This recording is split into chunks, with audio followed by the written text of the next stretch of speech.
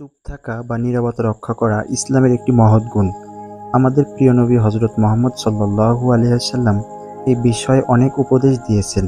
রাসূলুল্লাহ সাল্লাল্লাহু আলাইহি ওয়াসাল্লাম বলেছেন, যে ব্যক্তি আল্লাহ ও পরকালকে বিশ্বাস করে তার উচিত ভালো কথা বলা অথবা চুপ থাকা। বুখারী ও মুসলিম। একবার হযরত আবু বকর রাদিয়াল্লাহু তাআলা আনহু এক ব্যক্তির সাথে তর্ক করছিল এবং তাকে অপমান করছিল।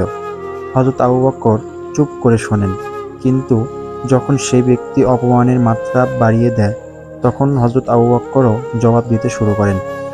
ঠিক তখন রাসূলুল্লাহ সাল্লাল্লাহু আলাইহি ওয়াসাল্লাম উপস্থিত ছিলেন এবং পুরো ঘটনাটি তিনি দেখেছিলেন।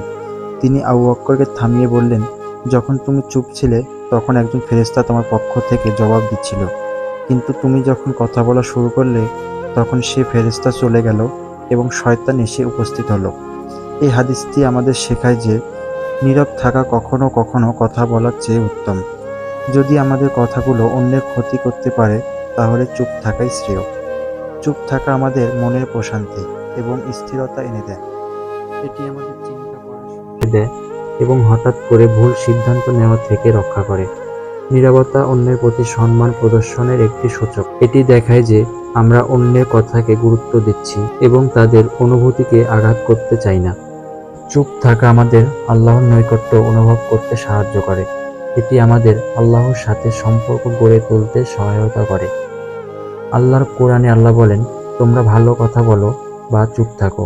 সূরা আল আযাব আয়াত ৭০।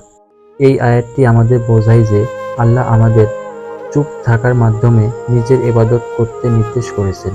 এটি আমাদের আত্মনিয়ন্ত্রণের একটি সূচক।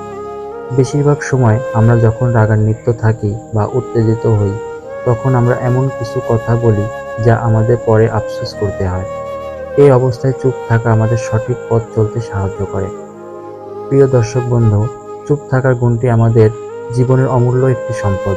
এটি আমাদের অনেক সমস্যা থেকে রক্ষা করে এবং আল্লাহর সন্তুষ্টি অর্জনে সাহায্য করে। আসুন আমরা সবাই এই গুণটি নিজের জীবনে বাস্তবায়িত করার চেষ্টা করি। আল্লাহ তাআলা আমাদের সবাইকে এই গুণ অর্জনে তৌফিক দান করুন। আমিন।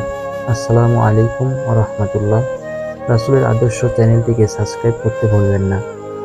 আর লাইক, শেয়ার এবং কমেন্ট করে জানাবেন কেমন লাগলো আজকের ভিডিওটি। ইনশাআল্লাহ পরবর্তী ভিডিওতে আবারও দেখা হবে।